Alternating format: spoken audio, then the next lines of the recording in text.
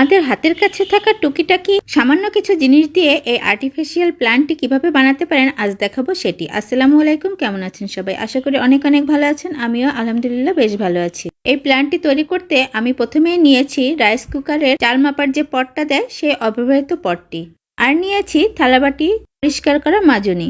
এবার কিছুটা গুনা কেটে নিয়ে বোথ সাইড টেপ আমি সেট করে নিচ্ছি। টেপটা সেট করে পাতার আকৃতিতে কেটে নিব। তবে আপনাকে এখানে বোথ সাইড টেপই ব্যবহার করতে হবে, কারণ এমনি স্কচ টেপ দিয়ে আপনি ব্যবহার করেন তাহলে এরপরে আমি যে কালারটা ইউজ করে পাতার আকৃতি দিব সেই কালারটা টেপের উপরে বসবে না, কারণ স্কচ টেপটি তেলতেলে হয়। আর বোথ সাইড টেপের উপরের কাগজ যখন আমি তুলে ফেলবো তখন সেটি আঠালো হবে, তাই আমার কালারটা বসাতে বেশ সুবিধা হবে। আর এই টেপটি আমি কিনেছি 30 টাকা দিয়ে। যে কোনো স্টেশনের দোকানেই আপনি এই টেপ পেয়ে যাবেন। একটু সাবধানতার সাথে উপরের কাগজটি তুলে ফেলতে হবে যাতে অরিজিনাল টেপটি উঠে না আসে। এবার এখানে আমি অ্যাক্রিলিক কালার ব্যবহার করছি পাতার কালার আনার জন্য। আমি এখানে একটি স্নেক প্লান্ট তৈরি করার চেষ্টা করছি। প্রথমে সবুজ কালার দিব, পরে পাশে হলুদ কালারের বর্ডার দিব।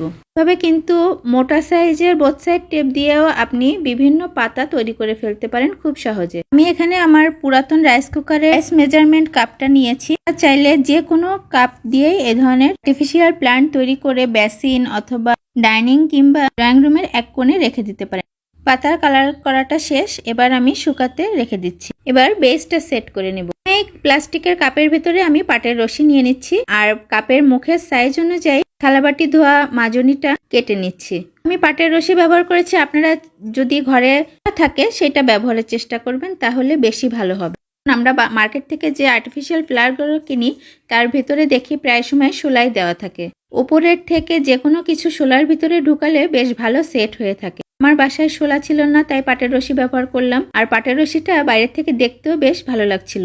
আমি প্রথমে মনে করেছিলাম এই মাজনিটা বেশ নরম হবে, সহজেই গুনায় এর ভিতরে সেট হয়ে যাবে। পরে দেখছি ওরে বাবা, এ তো ভীষণ শক্ত। তাই একটা কুরুশ কাঁটা দিয়ে ছিদ্র করে করে ফাঁকাটা বড় করে নিচ্ছি যাতে আমার পাতাগুলি সেট করতে সুবিধা হয়। আমি এখানে একটা ভুল করেছি, পাতাগুলি কালারটা সম্পূর্ণ না শুকাতে কাজটা শুরু করেছি। এতে করে অনেক কালারই আমার হাতে লেগে গেছে এবং কালার নষ্ট হয়েছে। পরে আবার সেগুলো আমার সেট করতে হয়েছে। আপনারা এরকমটা করবেন না, আপনারা সব পাতাটি সম্পূর্ণ কালারটা ভালোভাবে শুকানোর পরেই কাজটা শুরু করবেন।